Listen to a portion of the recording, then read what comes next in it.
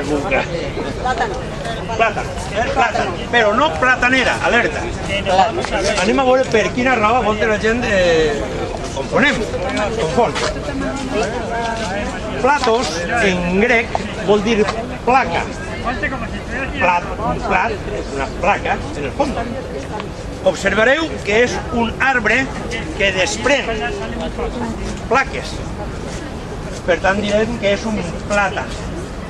Però tenim també una fruita que també es pela en plaques. Veritat que sí?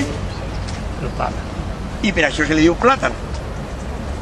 I com se diu a la herba gegant que fa plàtans? Afegim el sufix er, que indica que produeix. Per tant, a la herba que fa plàtans li diem plataner o platanera. Però a l'arbre que desprèn l'escorco en plaques li direm senzillament plàtan.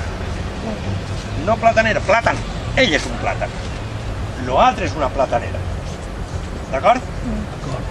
És un arbre ornamental que s'ha usat moltíssim en parcs i carrers, però uno se'n va, per exemple, a Dénia, del carrer Marquès del Campo, veritat que sí, una meravella, ornat, tot tapat, cobert en un doser, una meravella, hi ha moltíssims.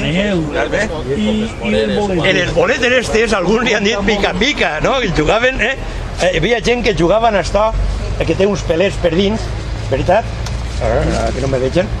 Té uns pelets per dins quan està més maur i de xiquets posar-se-lo al que tenies davant per aquí en l'esquena i raspa, veritat que sí? Els boletes estes. Exacte, és un pica-pica. Té una fulla que en certa mesura recorda a la de l'auró, l'arce. Per exemple, en certa mesura recorda a la de la bandera de Canadà. Veritat que sí?